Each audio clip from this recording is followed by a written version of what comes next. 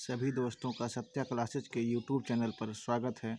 हम लोग आज से गणित पढ़ना स्टार्ट करेंगे, जिसमें हम लोग सबसे पहला चैप्टर संख्या पद्धति पढ़ेंगे। संख्या पद्धति मतलब नंबर सिस्टम, नंबर मतलब संख्या और पद्धति सिस्टम।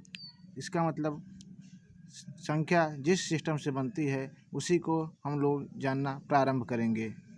इसके लिए यह हमें सबसे पहले पता होनी चाहिए कि संख्या किससे बनती है। संख्या हम यह जानते हैं कि संख्या अंकों से बनती है, अर्थात हम कहते हैं कि हमें जानना चाहिए कि अंक कुल 10 होते हैं, जिसको हम इस प्रकार जानते हैं। 0 से लेकर गिनती 9 तक की अंक कहलाती है, जिसमें सबसे छोटा अंक 0 तथा सबसे बड़ा अंक 9 होता है। इन्हीं अंकों के सहयोग से हम संख्या का निर्माण करते हैं। जैसे 2 या 2 से अधिक अंकों को मिलाने के बाद हम निम्न प्रकार के संख्याओं का निर्माण कर सकते हैं। इन अंकों में से हम 2, 3, 4, 5, 6, 7, 8, 10 सभी अंकों की संख्या बना सकते हैं। जैसे हम इनमें से कोई भी 2-3 अंक उठाकर देख सकते हैं कि हमारी संख्या कौन सी बनी हुई है। जैसे 5 और 3 को मिलाएं तो यह संख्या 53 कही जाएगी। और इसी प्रकार जैसे लिखा जाए 7, 8, 0, 5 को मिलाकर अगर हम इस संख्या को पढ़ें तो इसे हम 7805 कहेंगे। इसमें सबसे पहले हमें यह जानना होगा कि सबसे बड़ी संख्या और सबसे छोटी संख्या कैसे बनती है। जैसे कहा जाए अंकों के रूप में, तो हमें यह पता होना चाहिए कि 2 अंकों की सबसे छोटी संख्या क्या होती है। तब हम यह कह सकते हैं 2 अंकों की सबसे बड़ी संख्या 99 होगी। और कहा जाए 2 अंकों की सबसे छोटी संख्या तो 10 होगी। जब कभी भी कहा जाए जितने अंकों की बड़ी से बड़ी संख्या लिखनी है तो हम उतने 9 लिख देंगे, और जब भी कहा जाए कि सबसे छोटी संख्या लिखिए तब सबसे पहला अंक हमारा 1 लिखा जाएगा। उसके बाद हम शेष बचे हुए अंकों को 0 लिखेंगे। जैसे प्रश्न में कहा जाए कि 5 अंकों की सबसे बड़ी संख्या और 5 अंकों की सबसे छोटी संख्या बताइए, तो हम 5 अंकों की सबसे बड़ी संख्या लिख सकते हैं 99,999 तथा सबसे छोटी संख्या 5 अंकों की 1 लिखकर 4 जीरो लिखा जाए तो अंकों की संख्या 5 है, अतः इसे हम 10,000 पढ़ सकते हैं। इसी प्रकार कहा जाए कि 7 अंकों की सबसे बड़ी संख्या क्या होगी, तब हम 7 बार 9 लिखेंगे और इसको पढ़कर बता देंगे कि 7 अंकों की सबसे बड़ी संख्या यही है। और 7 अंकों की छोटी संख्या कहा जाए तो सबसे पहले 1 लिखकर शेष अंकों को 0 लिखा जाएगा, अर्थात 6 शून्य लिखा जाएगा। अब यह हमारी संख्या 7 अंकों की सबसे छोटी संख्या है और ये वाली संख्या 7 अंकों की सबसे बड़ी संख्या है। इसी प्रकार हम किसी भी और कितने भी अंकों की बड़ी से बड़ी संख्या और कितने भी अंकों की छोटी से छोटी संख्या पता करके लिख सकते हैं। इन सभी संख्याओं को पढ़ने के लिए हमें यह पता होना चाहिए कि इकाई, दहाई, सैकड़ा, हज़ार, 10,000 और लाख, इन सभी संख्याओं के अंकों पर कौन सा नंबर है, और तभी हम इन्हीं की सहायता से इस संख्या को पढ़ सकते हैं।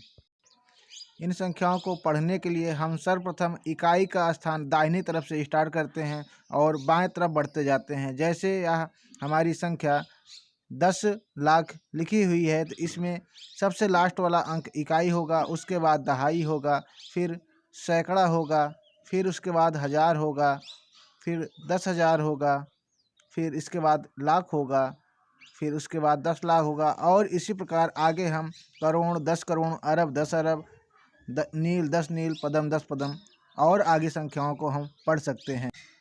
इस प्रकार के प्रश्न कंपटीशन में 1 नंबर के आते हैं, जिसे हम कहते हैं इकाई का अंक निकालना। आइए हम लोग जानते हैं कि इकाई का अंक इस प्रकार के प्रश्नों में कैसा होगा। जैसे पूछा जाए कि 99,999 में इकाई का अंक क्या है, तो सबसे दाहिने तरफ जो अंक होगा हमारा वही इकाई का अंक होगा, अर्थात 99,999 में इकाई का अंक हमारा 9 है। अगर संख्या को जोड़ के रूप में पूछा जाए कि दिए गए संख्याओं का जोड़ में संख्याओं के जोड़ में इकाई का अंक क्या होगा, तो हम सर्वप्रथम सभी संख्या के इकाई के अंकों को जोड़कर जो हमारा इकाई का अंक आएगा वही हमारे पूरे प्रश्न का इकाई का अंक होगा। इसे हम लोग उदाहरण के द्वारा समझते हैं। जैसे लिखा जाए 23 + 25 + 29 में हमारा इकाई का अंक क्या होगा, तो 23 में इकाई का अंक 3 है, 25 में इकाई का अंक 5 है तथा 29 में इकाई का अंक 9 है।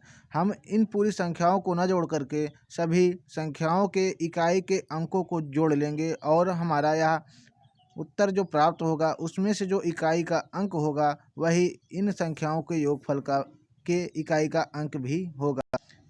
इन तीनों संख्याओं का योगफल जोड़ने के पश्चात हमारा 9 × 5 = 14, 3 = 17 होगा।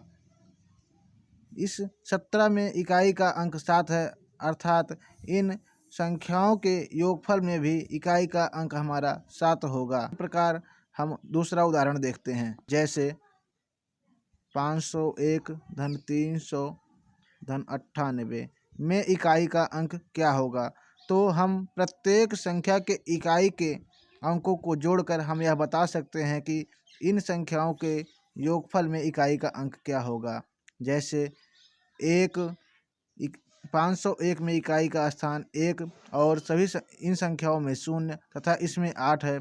इन संख्याओं को जोड़ने के बाद हमारा इकाई के अंकों का योगफल 9 आता है, अर्थात इन संख्या के योगफल में इकाई का अंक सदैव 9 ही प्राप्त होगा।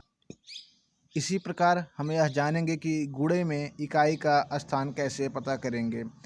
हमको यह पता होना चाहिए कि किसी भी संख्या के गुणा में अगर 0 आ जाए तो उस संख्या में अगर 0 से गुणा किया जाए तो प्राप्त गुणनफल 0 सदैव प्राप्त होगा। जैसे 5 × 0 = 0। आइए हम गुणनफल वाले में उदाहरण के रूप में समझते हैं कि दिए गए संख्याओं के गुणनफल में इकाई का अंक क्या होगा। जैसे 28 × 30 × 45 में इकाई का अंक क्या होगा। हमें प्रत्येक संख्या में इकाई का अंक पता होना चाहिए और हम इन इकाई के अंकों को गुणा करने के बाद निकाल लेंगे कि दी गई संख्या के गुणनफल में इकाई का अंक क्या होगा। इसमें 8 है, इस वाली संख्या में 0 है और इस वाली संख्या में 5 है। अब नोट के अनुसार अगर गुणनफल में किसी भी संख्या में 0 से गुणा किया जाए तो गुणनफल सदैव 0 प्राप्त होगा, अतः इस प्रश्न में भी इकाई का अंक 0 प्राप्त होगा। दूसरे उदाहरण द्वारा हम लोग समझते हैं कि गुणनफल में इकाई का स्थान क्या होगा। जैसे 25 × 45 × 501 × 99 में इकाई का अंक क्या होगा। अब इतने बड़े प्रश्न को हमको पता करने के लिए सबसे पहले हमें प्रत्येक संख्या के इकाई का स्थान पता होना चाहिए। जैसे इसमें 5 है, इसमें 5, इसमें 1 और इसमें 9। सभी संख्याओं के इकाई के अंकों का गुणा करके हम इस बड़ी वाले गुणनफल में बता सकते हैं कि इसका इकाई का अंक क्या होगा। जैसे इस संख्या को गुणा करने के बाद 5 25 25 25 25 9 225। अब 225 में इकाई का अंक हमारा 5 है, अर्थात इस पूरे गुणनफल में इकाई का अंक 5 प्राप्त होगा। इसके बाद हमको फैक्टोरियल के उदाहरण को समझना होगा। जैसे सबसे पहले हमको यह जानना चाहिए कि फैक्टोरियल को किस प्रकार प्रदर्शित किया जाता है। फैक्टोरियल का चिन्ह इस प्रकार होता है। जब कभी भी किसी संख्या का फैक्टोरियल निकालना हो तो हमें इस संख्या का फैक्टोरियल इस प्रकार निकालते हैं। जैसे लिखा जाए कोई संख्या n है और इसका फैक्टोरियल निकालना है तो हम इसे निम्न प्रकार से लिख सकते हैं: n × n - 1 n - 2 n - 3 ... n - n तक।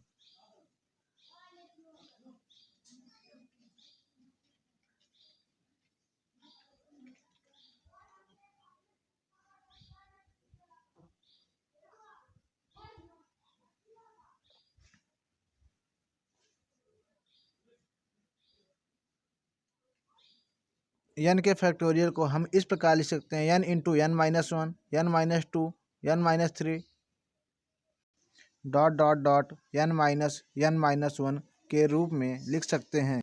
अब इसी प्रकार हम किसी भी संख्या का फैक्टोरियल निकाल सकते हैं। आइए हम लोग उदाहरण से समझते हैं। जैसे लिखा जाए 2 का फैक्टोरियल कितना होगा, तो इसे हम कह सकते हैं 2 गुणे 2 माइनस 1, या इसे लिख सकते हैं 2 गुणे 1। इसी प्रकार 3 का फैक्टोरियल कितना होगा, तो इसे लिख सकते हैं 3 गुणे 2 गुणे 1। इसी प्रकार 4 का फैक्टोरियल कितना होगा, तो 4 का फैक्टोरियल 4 गुणे 3 गुणे 2 गुणे 1 होगा। इसी प्रकार 5 का फैक्टोरियल कितना होगा, तो 5 गुणे 4 गुणे 3 गुणे 2 गुणे 1 होगा। सामान्यतः हमें 1 से 5 तक के फैक्टोरियल का मान याद होना चाहिए। जैसे 1 का फैक्टोरियल सदैव 1 होता है, 2 का फैक्टोरियल 2 होता है, 3 का फैक्टोरियल 6 होता है और 4 का फैक्टोरियल 24 होता है तथा 5 का फैक्टोरियल 120 होता है। इसी प्रकार हम किसी भी बड़ी संख्या के फैक्टोरियल में हम इकाई का अंक बता सकते हैं। अगर इन पाँचों मानों का मान हमें पता होना चाहिए। जैसे हमें 6 के फैक्टोरियल का मान निकालना है, तो हम सदैव लिख सकते हैं कि 5 का फैक्टोरियल इंटू 5 का फैक्टोरियल गुणे 6, अतः 5 के फैक्टोरियल का मान 120 होता है और उसमें अब 6 से गुणा करेंगे।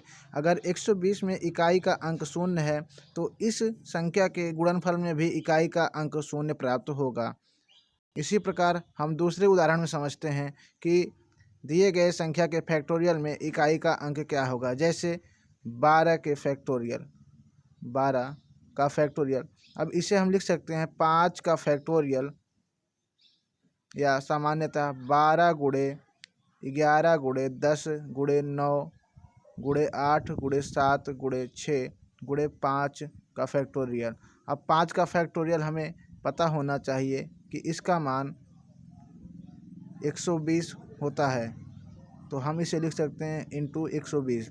अब देखते हैं कि प्रत्येक संख्या में इकाई का अंक क्या होगा। अगर इन संख्याओं में किसी भी एक संख्या के इकाई का अंक शून्य प्राप्त हो जाएगा, तो हमारा गुणनफल के इकाई का अंक भी शून्य प्राप्त होगा। अतः इस संख्या में 10 के इकाई के स्थान पर शून्य है और 120 के भी इकाई के अंक के स्थान पर शून्य है। अतः इस संख्या के फैक्टोरियल के मान में इकाई के अंक पर शून्य प्राप्त होगा।